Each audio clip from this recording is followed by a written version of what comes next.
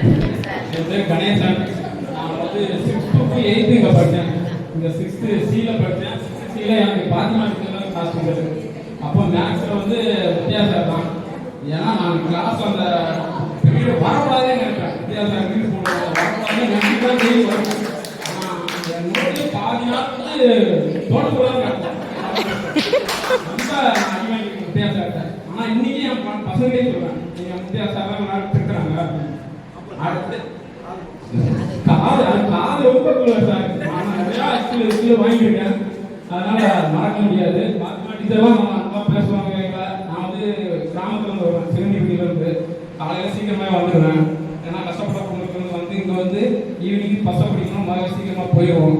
அப்போலாம் நாங்கள் வந்து நல்லா கஷ்டப்பட்டு படித்தோம். அப்போ வந்து 7th வந்து எனக்கு ராஜா மேம் தான்.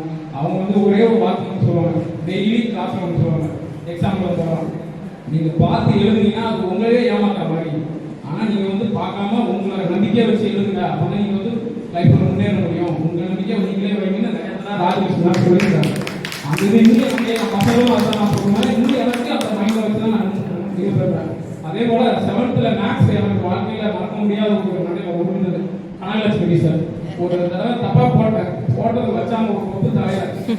ஆனால் என் பசங்க தான் இன்னைக்கு சொல்லுவேன், அந்த அடி இன்னும் நான் மறக்கல மேக்ஸு. ஆனால் மேக்ஸ் எனக்கு சுத்தமாக வராது, இப்போ வரைக்கும் வராது. ஆனால் எனக்கு லைஃப்லையும் பார்க்கறது வந்து எனக்கு மேக்ஸ் டீச்சராக தான் கிடைச்சாங்க வாழ்க்கையில்.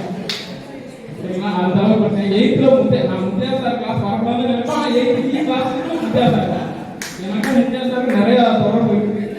நான் அதனால் வந்து நிறையா பார்த்துருக்கேன்.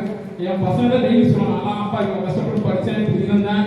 ஆனால் வந்து இந்த ஸ்கூலில் வந்து ஒழுக்கத்தை கற்று கொடுத்தாங்க. 6th 8th வரைக்கும் வந்து ஒரு பசங்களோட பாயிண்டே மாறும். 6th 8th வரைக்கும் தான் மாறும். 9th தான் அவங்களுக்கு வந்து விவரம் தெரியும். 6th அந்த விவரம் தெரிகிற வயசு. அந்த வயசில் இந்த டீச் போகும்போதே ரொம்ப சந்தோஷமா இருந்தது. அதே போல என் நண்பர்கள் யாரை பார்த்தாலும் எவ்வளோ தூரத்தில் இருந்தால் கூட உடனே நான் போய் பார்த்து பேசணும்னு தான் எனக்கு தோணும். உடனே நான் வந்து இந்த பழைய பகை அந்த கிளாஸ் சண்டை போட அதெல்லாம் நினைக்க மாட்டேன். உடனே நம்ம பசங்க போடலாம், நம்ம பையன் போடலாம் அப்படின்னு தான் நான் நினைப்பேன். அதே போல டீச்சர்ஸ் கண்டா இன்னைக்கு எனக்கு அதான் பயம் மரியாதை இப்போ வரைக்கும் இருக்குது. என் ஒய்ஃபே அதே பயம் மரியாதை வந்துச்சு எனக்கு தெரியல. டீச்சர்னாலே ஒரு பயம் மனசுல இருக்கும். ஆனால் தாமதம் சார் நாங்கள் வந்து ஸ்கூல் பசங்க பிடிக்கணும் கிளம்புன்னு நினைச்சோம்னா நாங்கள் சொன்னாலுமே நீ எங்கன்னா போய்ட்டு பிடிச்சுன்னு ஒன்று நானும் நிறைய வாங்கிடுவேன். தாமதம் சார் அவர் வந்தாலே ஒதுக்குவேன், உள்ள போய் வந்துக்குவேன், அடிவாங்க. நம்மளால முடியாது அந்த அளவுக்கு. அதோட 8th எனக்கு தமிழ் வந்து அர்ச்சனை சார் நல்லா எடுத்தாங்க. தமிழை பற்றி வாங்கலாவே எல்லாமே நல்லா எடுத்தாங்க. அதெல்லாம் எனக்கு அர்ச்சனை சார் நல்லா தெரியும். எனக்கு பாத்திமாட்டிக்கு தான் எனக்கு முதல்ல எனக்கு படிக்கனாலே என்ன ஆரம்பித்தாங்க மேக்ஸ் இது சயின்ஸ் அவங்க.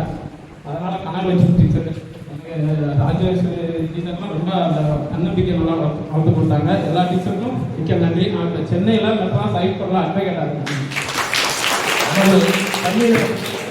நமது பள்ளியில் படித்துட்டு ஒரு நம்ம கோயில்பட்டி பக்கத்தில் குட்கிராமத்தில் இருந்து படித்து இப்போ வந்து நம்ம மாப்பிள்ளை கணேசன் வந்து சென்னை உயர் நீதிமன்றத்தில் வந்து வழக்கறிஞராக இருக்கார்.